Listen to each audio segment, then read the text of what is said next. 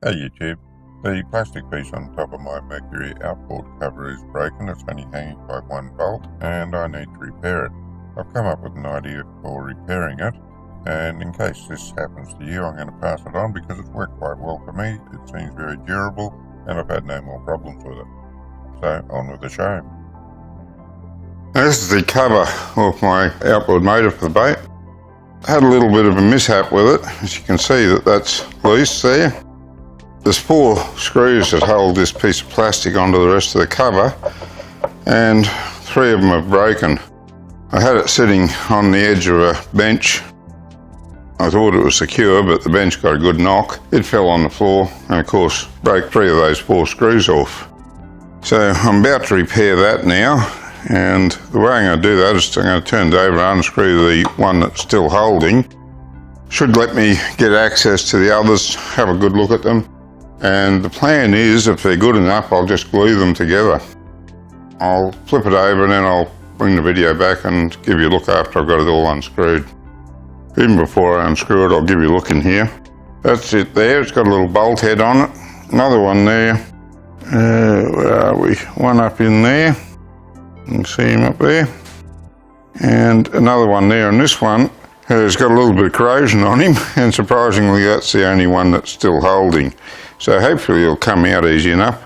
I'll just grab a spanner and give him a go. I just want to see if I can show you what I've discovered here.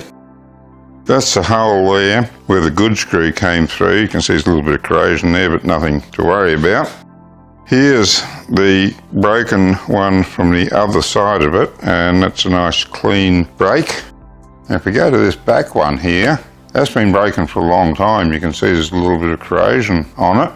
And if you go to this other one, I think he's in the same boat, because not only is he broken, but the whole surrounds has gone from the piece that the bolt screws into. That's the little sleeve that the bolt screws into, and that seats in the plastic. And looking at these here, that's one of the back ones. That's the other back one. That's the good one with a bit of corrosion around it. And that's the new brake. I don't know if you can really tell in the video, but that one looks a lot fresher brake than either that one or that one. These have been sort of, I don't know, weathered is the best word I can think of. Whereas the other one seems a nice fresh brake. It doesn't matter, it's got to be fixed. But anyway, it is what it is. Given that they've got a bit of gunk on them, I'm going to get some metho and clean them up before I try and glue them.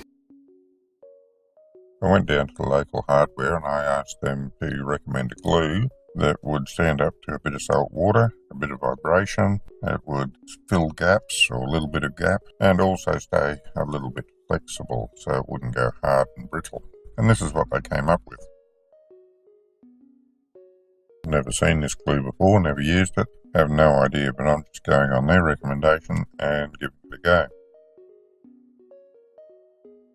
The unfortunate thing about it is there's several hundred times more glue here than I actually need, but I do have a couple of other projects in mind that may use it up, so I don't waste too much on it.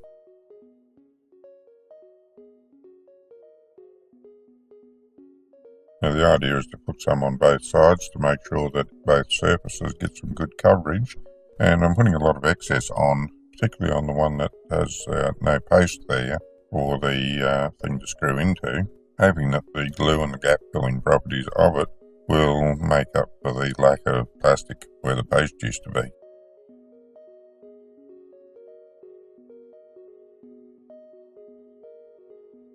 I sit it all down, give it a bit of a wriggle, push it down firmly, and I'll leave that sit there for a good 24 or 48 hours, let it set properly before I move it and put it back on the boat, and then we'll see how it holds up. Well, I glued that up a few months ago and it's still stuck there. Now I know that's not several years of field testing, but so I'm happy enough to say that it looks as though this is going to work long term. Fingers crossed. I'll put some details on this glue down in the video description in case you ever need a glue with these sort of properties. Thanks for taking the time to watch this video. I hope it helps you if anything similar happens to your engine cover. If you learned anything from this video, please think about clicking the like button. And if you'd like to see more of my videos, you can subscribe and click on the notify bell to be notified when I upload. Go to my YouTube channel to see some of my older videos. Until next time, good fishing.